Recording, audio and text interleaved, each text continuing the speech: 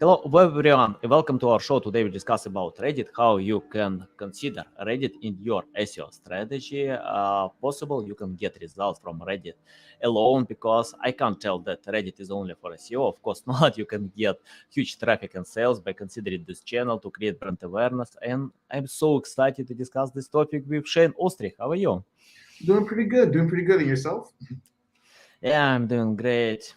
Yeah, I think it depends on mindset. If you set up positive mindset, everything will be fine. So yeah, I always have this attitude just when I wake up to think more about positive things. Do not open email because I know that I can get a lot of new tasks, overwhelmed with that. So it's better to procrastinate a little bit and think more about positive things. And then, of course, yeah, it doesn't mean that I don't like to reply to these emails, but it means that I just want to procrastinate and think more about other positive things. Okay, before we start, just tell more about your self-experience, background, and why you decided to share with us about Reddit. Yeah, for the most part, my name is Shane Austrie. I have been doing machine learning, ad tech, martech consultant for a long time, a couple years now. And for the most part, a lot of my experience have always been around the martech, ad tech side of the industry. So I know a lot of your guests have traditionally been marketing. I've been the technology behind the marketing. I've worked and consulted for companies like Reddit, Facebook, Tapjoy, a lot of different ad tech companies, Yelp as well. And for the most part, as of recently, I've joined a startup. They're in the martech space. They work with creators and helping creators connect with brands. So that's a little bit about me. Nice, nice, love it. Okay, let's talk more about Reddit. Can you tell where to start? For example, if I have my account registered and what I need to do in the next step. Well, okay. The first thing is for the people who don't know, Reddit is seen as the front page of the internet. That's the common phrase used to describe Reddit. It has a community for absolutely everything. So when looking at your business, you would see you would have to think about, hey, what community actually fits the business that you have. So if you are a gardening company or a landscaping company, you would look for the gardening subreddit, and the in those locations you'd see the ideal customer for your business. Of course, landscaping is more local, but if you had a global brand in landscaping, you'd go to those gardeners and see, hey, these people actually care a lot about my niche, which in this case would be landscape and gardening. And you try to integrate with those communities. And there's different ways to tackle it, but I'll let you continue before going on. Yeah, I'm interested why you unite SEO with Reddit. Because, for example,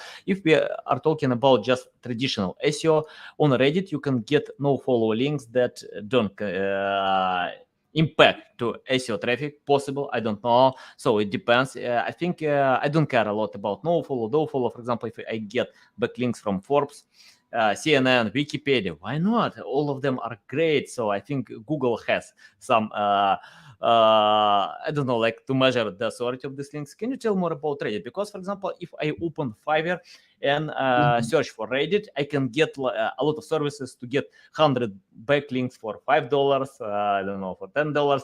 But it's nonsense. I can't get any results with that. It's automation. They are trying to manipulate the system. Can you tell how to consider Reddit in your SEO strategy by using real results or Well, yeah, getting? there's definitely a lot of knowledge in SEO, and it goes back for like nearly well, over a decade, honestly, at this point. Essentially, when thinking about your SEO strategy, there's a traditional path of, hey, getting backlinks, ranking higher for certain keywords on Google. And that may work ranking higher for certain keywords, but you have to realize the new user trend that's going on. If you study consumers at this point in time, you may notice an interesting trend where any question they have on Google, they add the word Reddit to the end of it. So, hey, what's the best workout equipment? And they'll add Reddit to the end because at this point, a lot of consumers have become wary of trusting traditional websites because they know that it has a sale behind it. At a certain point, let's say from 2013, 2014 until 2019, there was a huge trend where consumers started trusting creators, influencers online, specifically influencers, because creators is a slightly different phrase, influencers online. And after they realized influencers were getting paid for promo and not actually standing behind what the brand they're working with is doing, consumers started losing trust for influencers. So because of that trend, we started realizing, hey, consumers want an actual authentic response. They want to know, hey, when they say what's the best workout equipment, they want to know that, hey, this is actually objectively the best, or at least have a majority vote among many people who have tried it. So when you think of your overall SEO strategy, you may be trying to get backlinks from traditional websites like Forbes or random blogs, but since consumers have lost trust in it, they now take community opinion, and Reddit has that community in every niche. So if you actually got the community to talk about you, you have a better chance of getting real consumers and gaining real trust around your brand. Mhm. Do you think if, for example, if I create a community, a loyal community on Reddit, does it help to SEO to get ranking positions to boost my SEO traffic? What do you think? Well, of course, it's still, besides the trust aspect of it, there is a SEO numerical benefit to it, because essentially the idea of backlinks was that you get higher rankings because of the performance of the websites that highlight you. But something you should consider is that Reddit has been putting millions of dollars into SEO over the last 5+ years, and they're basically outspending every other website that's doing well right now. Because if you actually looked online for real user opinion, Reddit would be some of the first ranking. It's literally the top 3, top 4 site on the internet right now, to be honest. So Mhm. you do get a decent ranking on Google when you're highly mentioned on Reddit. So there's Yeah. a benefit.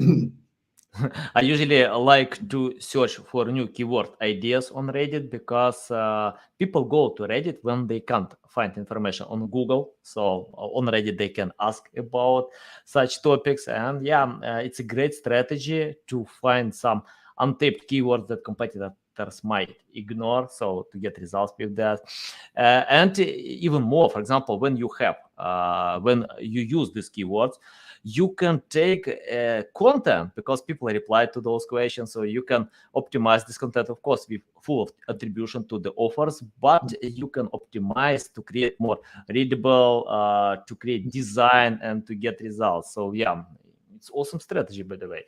I found on your LinkedIn profile about you can help monetizing video content. Can you tell more about that? Because I know that many companies still ignore video content, but I don't know why. For example, if we check out data that on YouTube you can rank your content for 24 hours.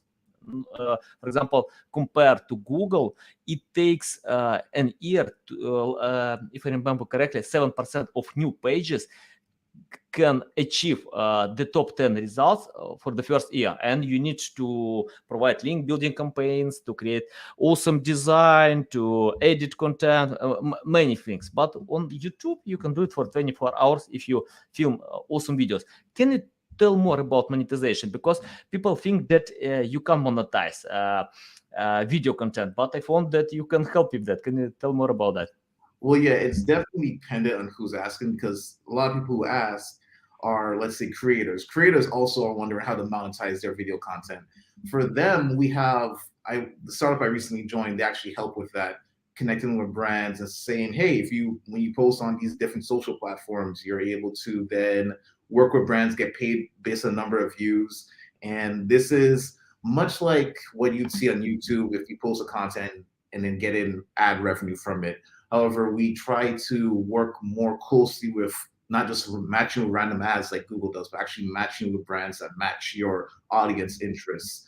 But when it comes to companies monetizing their videos, well, let's say if you're a blogging website, you could go the traditional way of like using AdSense and so forth.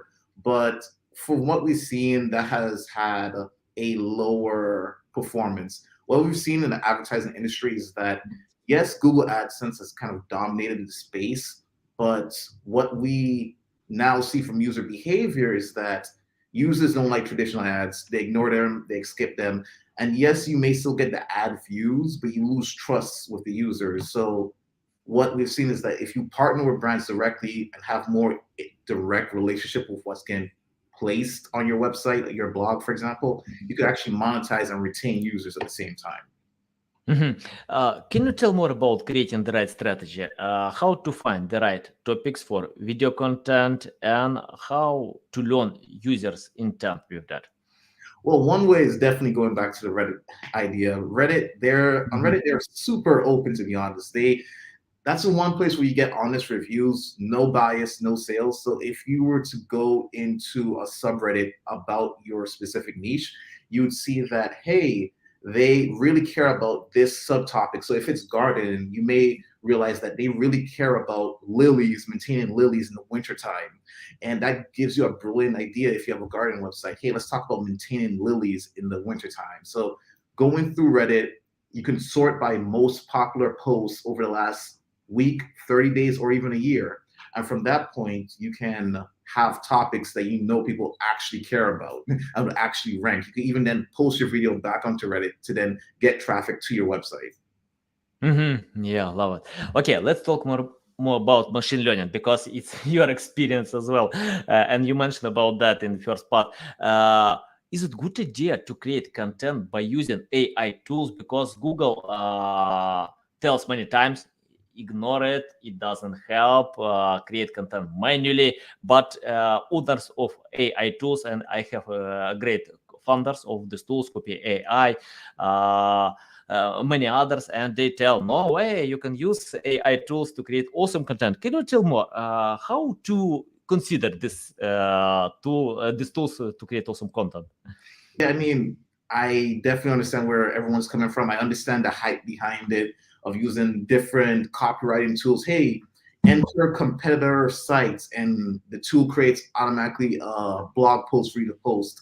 And that isn't always the best idea because the tools that are out there right now, like, don't get me wrong, machine learning, artificial intelligence, that's becoming bigger, that's getting smarter. But the issue is that these tools create blog posts that don't have a specific direction. It doesn't lend new insights, new creative insights. It's able to gather different words and different sentences and maybe creatively rearrange them, rephrase them. So I guess if you're just trying to mass produce content, it works. But as far as actually, hey, I click this button and I have a post I could just release to the wild, release to the internet immediately, not so much the case. It can be used for brainstorming, like, hey, I don't want to read this all these 20 different sites. Can I get this tool to summarize it and give it to me as a digestible one page? Then that's more useful, in my opinion. Yeah, got it. And do you think do we need to edit content after AI tools? For example, if they create content, how it's important to edit content? Yeah, 100% you do need to edit it because the tools right now do not give you the best performance. They're going to give you a lot of rambling, and you will need to edit in order to get the main idea out of its suggested paragraph, for example.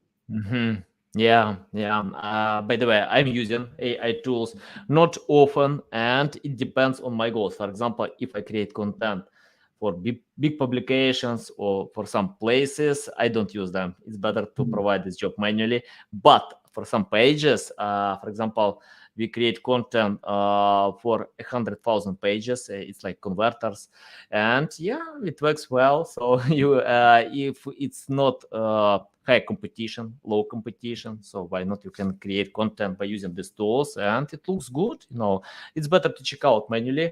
For example, I don't know, some pages. If you're satisfied with results, why not? You can go ahead with that.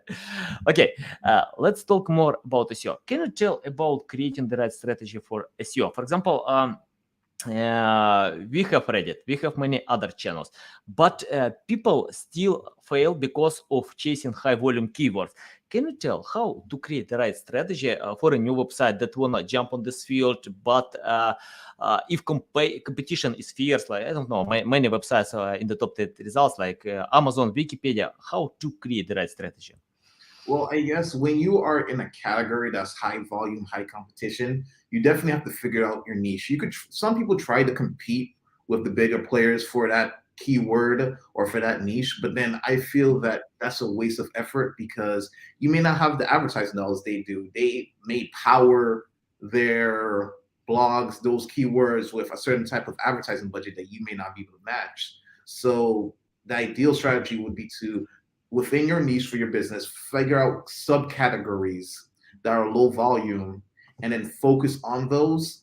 When you focus on those, you rank higher, you get people to your website, and then once they're on your site, then they could visit other value props, other focus points on your website. But you need to have Mhm. an entryway that you're guaranteed to get new visitors to your website. Mhm. Can you share tools that you love to use to find keywords for your strategy? Well, I know everyone recommends like traditional tools, like, Google has their own tool and so forth, but I like to do a more manual approach where I combine what I see on Reddit, things that are mentioned on Reddit, figure out Mhm. there's a couple of Reddit tools if you look around to see, hey, what are the most common keywords talked about on Reddit. Not some of them are slipping my mind right now, but if you could figure out the most common keywords used on Reddit, combine that with, let's say, Google Trends to see, hey, which words are trending, and then Google keywords to see what's the volume. There's a possibility there. My method is more manual, but when you find gold through this manual method, it works better. Some people prefer to automate it. Hey, just here's the value, but if it's an easy way to get the keywords, then there's probably a lot of competition also using the same tools. To be fair. Mhm. Yeah, nice, nice. I can't avoid one question because I can see this awesome Mm. background. Can you tell more about the meaning of this background? For example, I have renovation in my apartment, so I need to fix something. But can you tell what does it mean on your side? Well, yeah, this is definitely abstract art, really big into the art space, and it represents a little bit of creativity. I feel Mhm. that, at least in the tech world, sometimes we lose a little bit of creativity because we focus so much on building new technology. And for me, focusing on art helps open your mind sometimes, give you output to release creative energy, which then goes back into what you're working on. A lot of times, business owners get stuck trying to figure out what's the next best step to take in whatever strategy they're making. And sometimes you just need to take a step back and you get ideas from doing other things, whether it's art, painting, fishing. You could get Yeah. ideas in the most relaxing ways. Yeah, I remember when I read one awesome book. I don't remember exactly the name of this book, but the main meaning was everyone needs to have two free hobbies.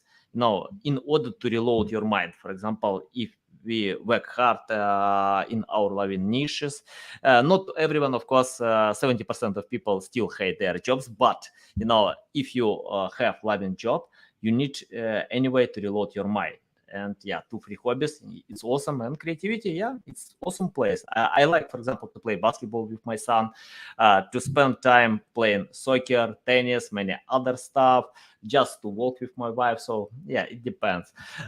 Okay, let's get back to the main topic. I want to ask some questions that my customers often ask me.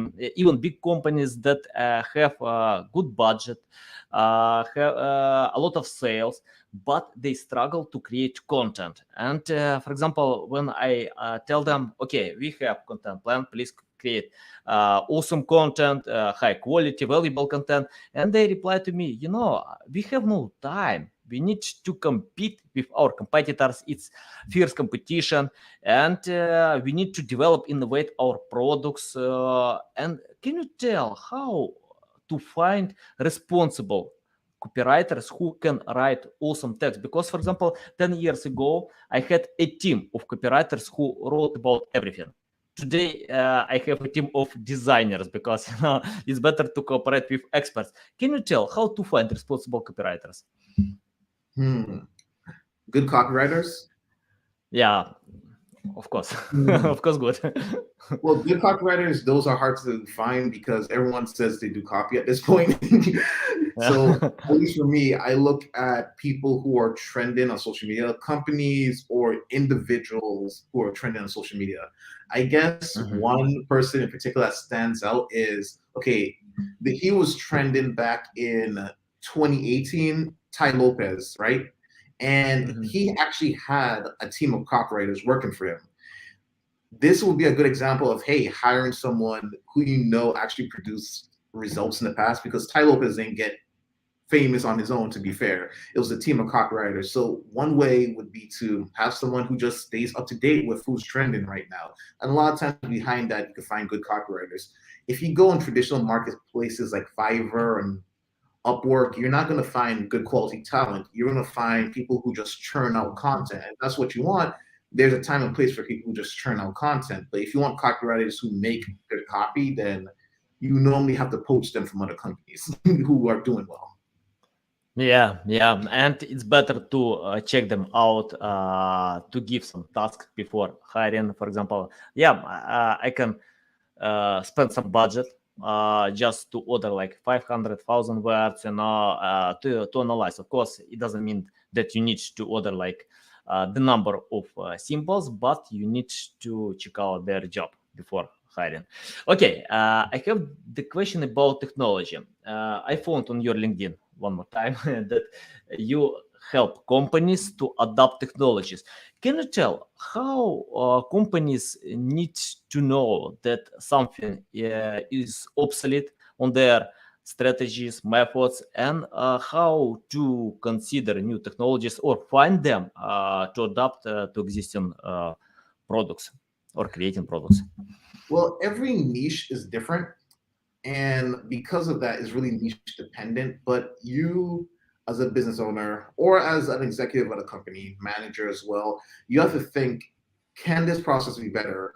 Can I be reaching new KPIs? Because if you're not going after a KPI, then you're just kind of wandering. But efficient company has KPIs, and you're wondering, hey, can we reach a new level of those KPIs, or can we achieve them faster? If it takes us 1 month to get a 1% growth in this KPI, I mean, that's pretty good. But if it's taking Mhm. 1 year to reach a 1% growth in this KPI, then you have to wonder, can this be improved? Can it be faster? And at that point, it takes an internal audit of, hey, this is our current process. Can we get an external eye to look at this and say, is this good? Is this bad? How can it be improved? Because if you do an internal audit and then ask yourself, can it be improved? You'll probably say no, because you're already used and adjusted to this process.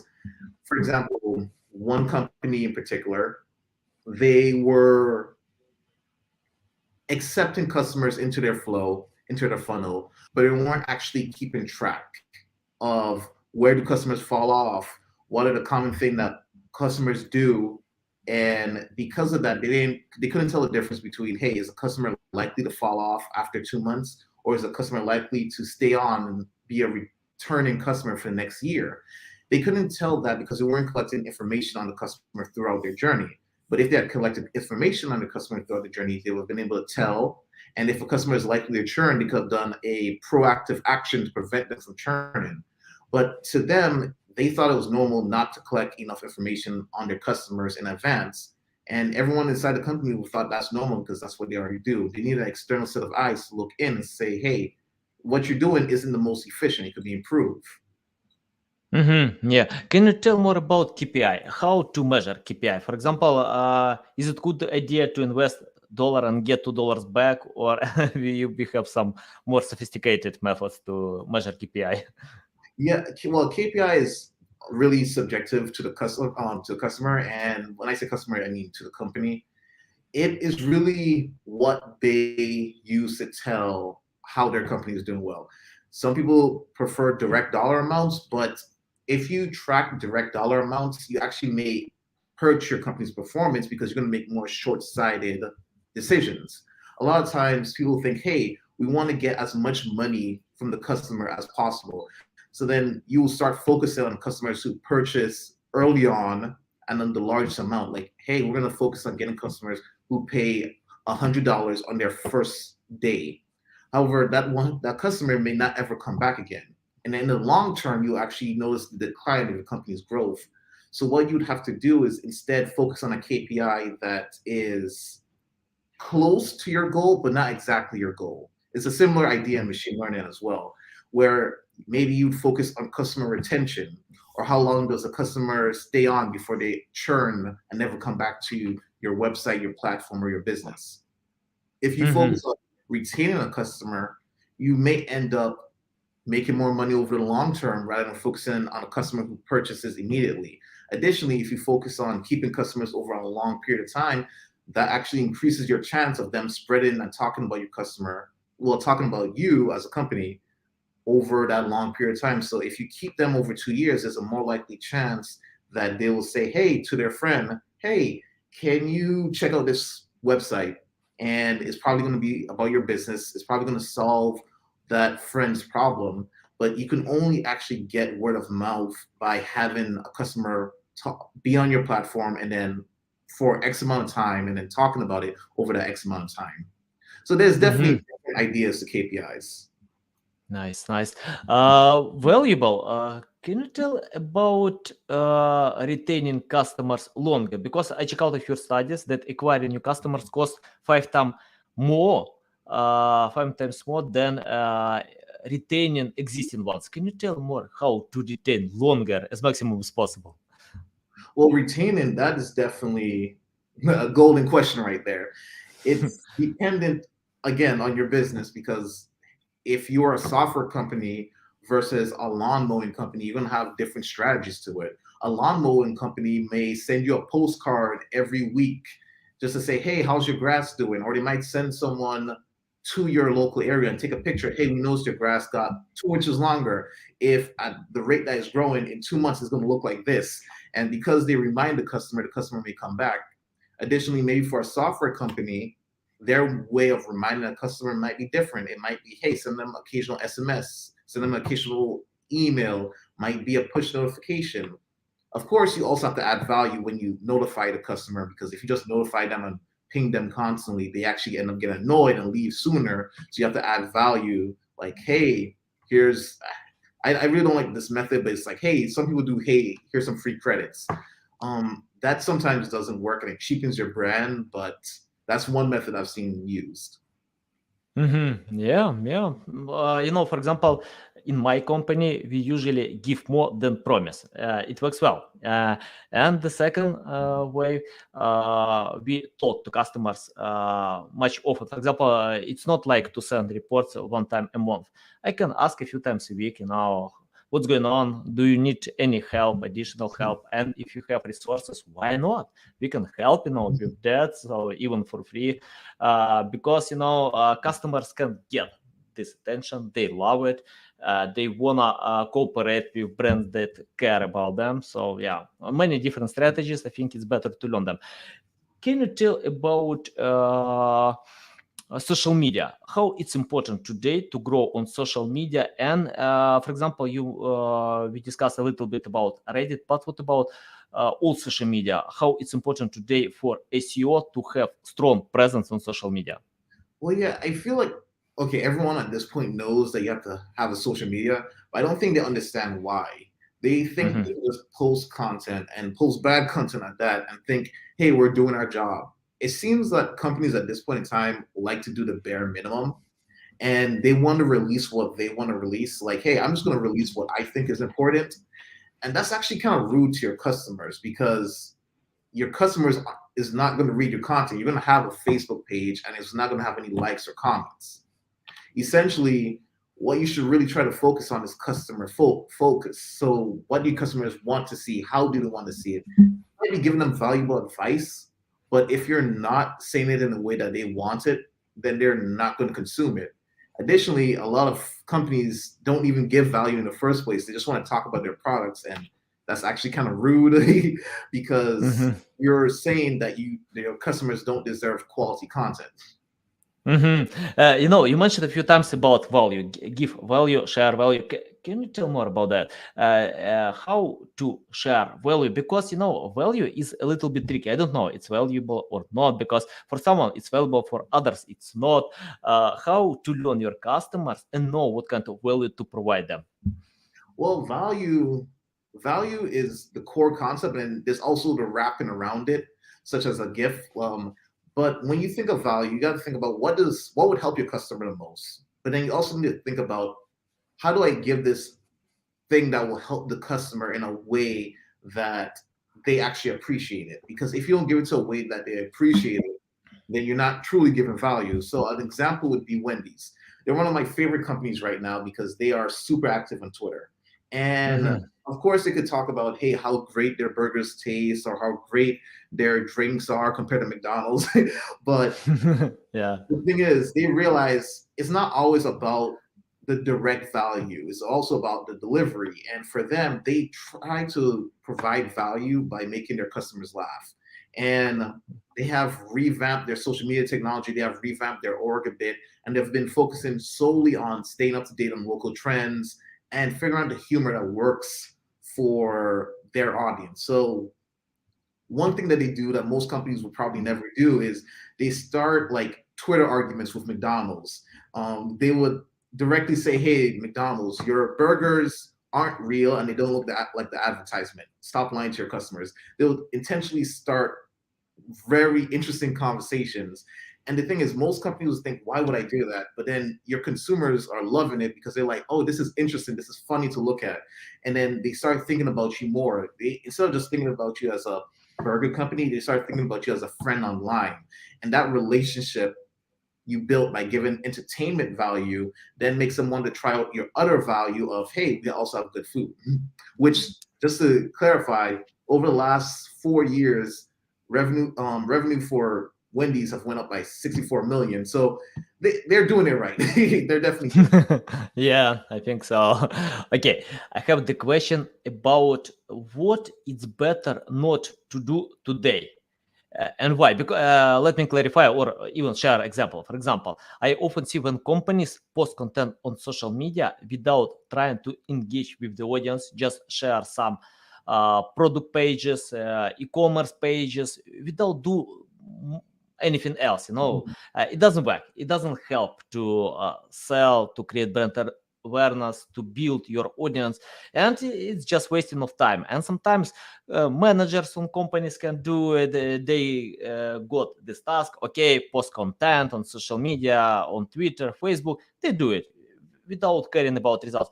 Can you tell from your experience what companies need to avoid today because it doesn't work, it's obsolete, or don't do for the sake of having it?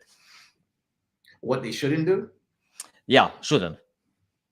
Well, it definitely goes back to the last conversation where you shouldn't just talk about your product because Mhm. no one actually wants to hear you brag about your product every single day. Maybe if you were doing it once per month, that wouldn't be as annoying, but you shouldn't annoy your users because after you annoy them by posting content they don't like, after a while it gets associated with your brand. Those negative emotions of annoyance gets associated with your brand and you actually decrease the likeliness that they're going to purchase from you anytime in the future. Yeah, got it. Okay, Shen, I have the question about education. For example, let's imagine you started from scratch without any experience, knowledge, skills. What will you do to become an expert as you do today? Well, there's different angles. First, being an expert, that's very subjective, but my belief is just because me personally was always to start with technology, just because technology trends and focus may change, but technology is kind of the backbone of everything that we do now. So first focus on the technology aspect, learning some unique hard skill, and then leveraging, hey, where can I go after I learn this skill? So whether it's learning how to build websites, after you learn how to build websites, you start to study experience, user experience. And when you start studying user experience, you start studying psychology of, hey, how does a user think? What is the way they like to consume information? And once you start understanding how users want to consume information from being a website designer or developer, you could then start making content and you could help ensure that users are actually going to consume your content because you understand their psychology. So there's definitely different steps to it, but that's my preferred method. hmm and you mentioned about psychology. Can you tell how to learn this psychology? For example, I remember when Gary Vee shares that you need to read comments and learn what people wanna get. From your experience, how to learn your customers and understand their psychology? I mean, one thing would be going into the communities that they already exist at, like let's say Reddit, and seeing how do they engage, what do they Yeah. hate, if you look at the wiki page for any subreddit, it kind of tells you a little bit about the community. They don't want to be sold to, so they might ban external links, and they want to talk about only certain topics and they want to avoid other topics. That tells you a little bit about how their mind works.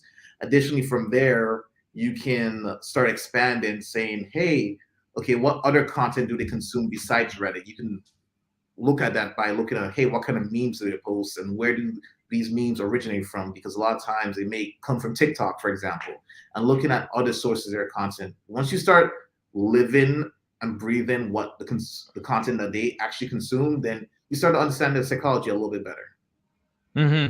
And what do you think it's a good idea for B2B brands to post content on TikTok or similar platforms? Where audience is quite different. There's a pro and con analysis to it, and B2B content, I know that could sometimes be boring and suck, but by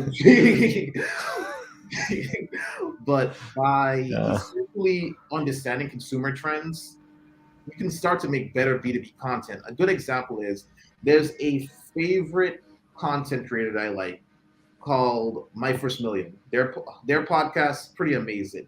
And the reason why it does well, even though it's a B2B type of podcast, is because they really focus on consumer trends. They're like, hey, consumers like when it's very organic and it feels like a natural conversation where two guys are just literally having coffee talk and it feels like the camera's not there.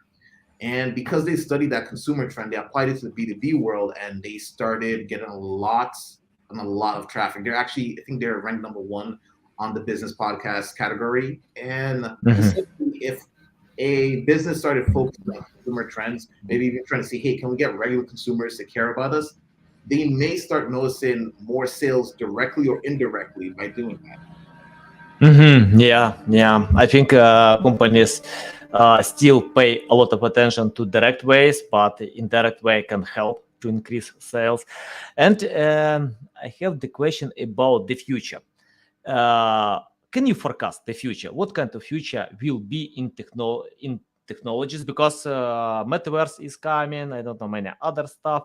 AI tools are improving and provide much better results. Probably today they can't beat I don't know, creative content creators. I don't know about the future. What do you think? Well, the future could go in many directions, but definitely the way of advertising as it is now is probably going to die off. One, because of cookieless happening very soon. Yeah. Apple, Android, they also are against tracking. So brands actually have to get more creative with advertising. I do think new advertising platforms will emerge and that will get around the whole idea of tracking. So essentially, content creators in new forms will arise, whether it's, hey, we're no longer advertising on traditional means of, let's say, TV shows or sponsoring NBA football games. We will now advertise with mini content creators. And because we advertise with these mini content creators, users actually care a little bit more. Then maybe in the metaverse, we have their own version of content creators or their own version of advertising, which may open up a new avenue. There's definitely new ways that marketing will be done, but the ways that we have now are definitely only going to last for maybe the next 5 years, 5 or 7. Okay, Shane, you shared a lot of valuable insights, but if you can do just one thing, ignoring others, because you have lack of resources, anything, what will you do? And it's a must-have for all companies. And this is like specifically the marketing area. Yeah. Definitely double down on Reddit. Definitely. Community is the biggest thing right now. And real community feedback is the thing that users are trusting more than super influential people. So if you can get in and crack the community aspect of your niche, then your brand will live on very strongly, especially as the community is very protective of what they care about. So getting the community to care about you, aka subreddits on reddit.com, you will have a fighting chance of living on.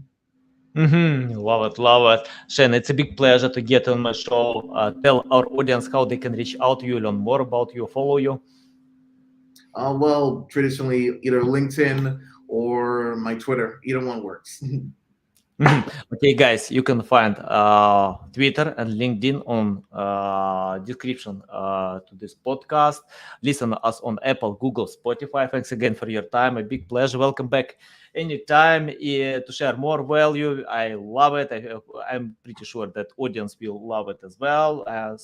And thanks, guys, for listening and watching us.